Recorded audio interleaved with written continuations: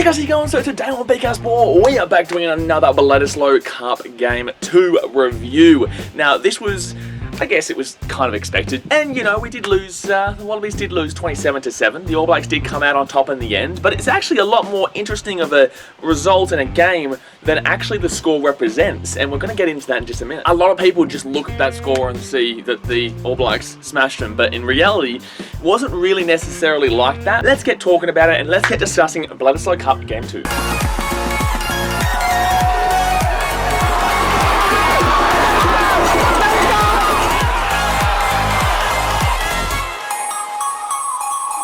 First thing I want to point out, obviously this is at Eden Park and this is a place that Australia, the Wallabies, have come to die in the last, you know, what, 34 years or however long, and, you know, I'm not doing the quick maths, but, you know, over the years, the Wallabies have always lost here, and it's been a tough place, and with that, it comes a mindset. Most people are like, well, it's just a venue, you know, it's just, you know, you should still be able to win there. It's just the All Blacks. Just like, really, it hasn't been. A venue comes with a mindset before going into it. And if you have that mindset already predetermined that you're going to lose, then yeah, you're going to lose. But with the venue becomes the mindset that you're not going to win. So that's a big worry about what was going into this game. But I don't think that was the case here. I didn't really get any kind of aura. Obviously, it was fantastic to see that the stadium had, you know, sold out. It was unreal atmosphere. I really feel like this game specifically was determined on the field, and there wasn't anything outside factors that actually, you know, were implemented in the result. So I just want to get that out there quickly, because I know a lot of Wallabies fans might be like, yeah, look, it was Eden, you know, we're never going to win there, which, you know,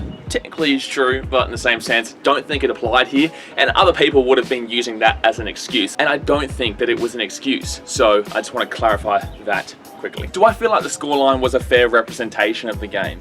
I don't necessarily believe so. I think the 20 points is a significant margin, obviously. I don't think the Wallabies deserve to lose by 3 converted tries. Yeah, look, I'm not saying that the Wallabies deserve to win at all. I'm not saying they deserve to win at all here. I just don't think that the All Blacks played as well as 3 converted tries would show. At half-time, it was obviously 10-7. You know, that's a very close game, 3-point game, and there was a lot of positive optimism that was around the Wallabies camp. And, you know, unfortunately, due to our own errors, that's how the Wallabies lost that game. The Wallabies just kept dropping the ball, and even in the first half, they just kept dropping the ball, and they just kept lacking at the breakdown. And really, that's where they lost this game. You know, personally for me, I think the Wallabies really lost this game on their own hand. I think the Wallabies actually had a really good opportunity to win this game. Possibly could have had a lot better of an opportunity if they were able to hold the ball. I honestly nearly think they could have won this game. I do. But the fact of the matter is that their breakdowns were terrible, and they kept dropping the ball. I think they dropped the ball like over 7 times. Like, it was ridiculous. 8 times. Like, it was stupidity.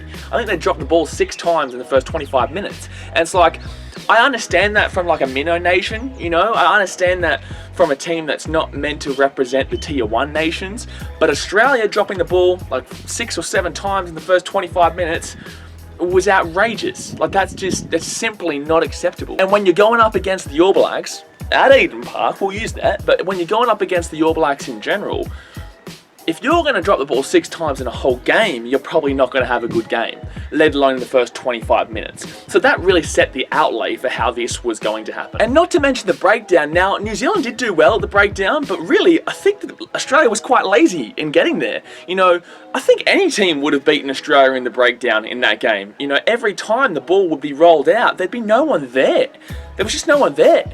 It was really odd. No one was ever there, and the All Blacks just simply jumped over, basically. You know, they just grabbed the ball. Alright, well, it's just there. Oh, shit, man, alright, I'll take it. Like, you know what I mean? Like, it was just lazy.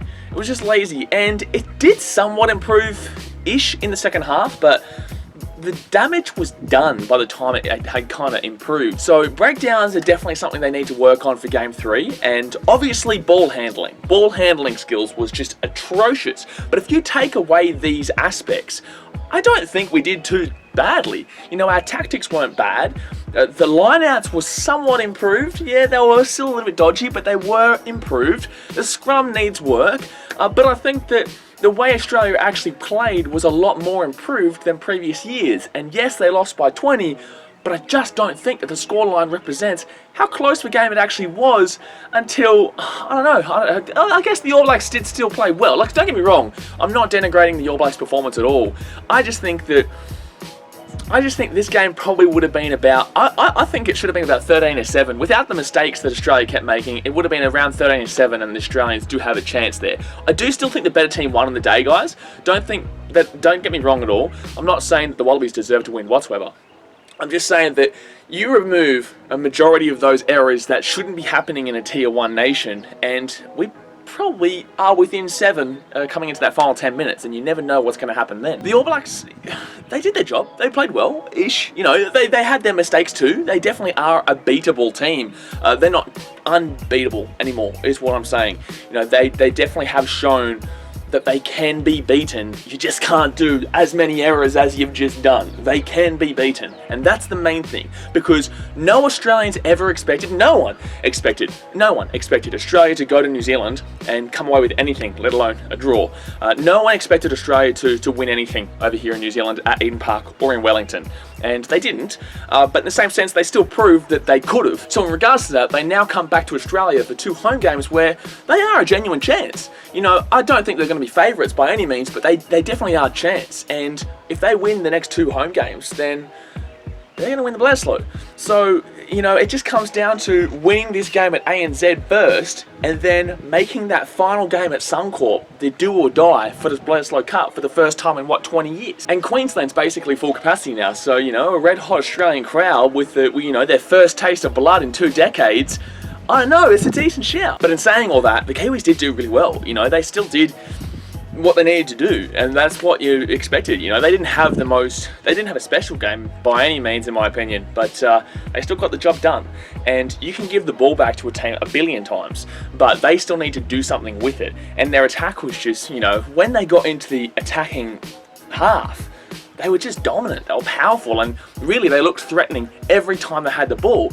And that's the scary thing. That's the scary thing, because I don't know if the Wallabies are going to be able to defend that shit, man. Like, yes, they did defend okay in times, and yes, it was only 10-7 at half time, but they still gave up those 3 tries really quickly in that second half to blow that game out. So that's the worrying thing about the Wallabies, is that the All Blacks didn't have the greatest of games, and yet they still won by a convincing margin. Like I said, don't think the game was truly represented by that, but they still did technically win by that. So it's a tough one. It is a real tough one. So basically, in summary, I thought Australia did reasonably well. They deserve to lose. They deserve to lose by probably 10 points, I would say. I'd probably say about 10 points. But in the same sense, there is still definitely work to be done. You know, there is improvement. No one ever expected Australia to do anything at Eden, let alone in New Zealand in general. And, you know, I'm positive about the future. Do I think we're going to win the Bledisloe Cup back this year?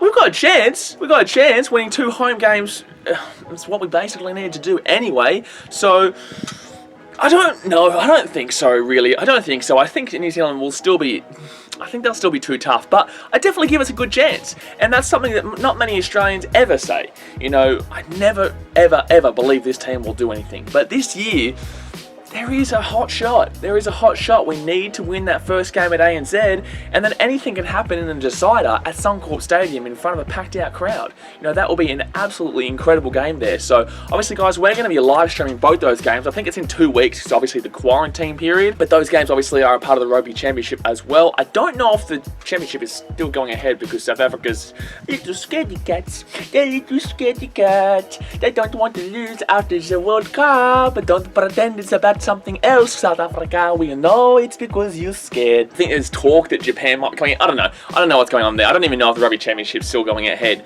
But the main thing is, All Blacks Australia will be going ahead in Australia. So obviously, if you're not subscribed yet, guys, go and hit that subscribe button. We stream every single game, so we talk about the game live with you guys in the chat and react very angrily by throwing pillows around. I was very frustrated from the amount of knock-ons on the weekend, but it is what it is. It is what it is. But that will do us for today, guys. I hope you have enjoyed. Hit that thumbs up button if you haven't already. Now, let me know your thoughts in the comment section below. Don't think that I disrespected you in any way here in New Zealand. I think you did just fine. I think you did everything you needed to do, and Caleb Clark was unreal. Don't think the Wallabies deserved to win that game, but I do think that they did better than the scoreline represented outside of said errors. But yeah, alright, well, that's gonna do. Alright guys, thanks for watching. Catch you later.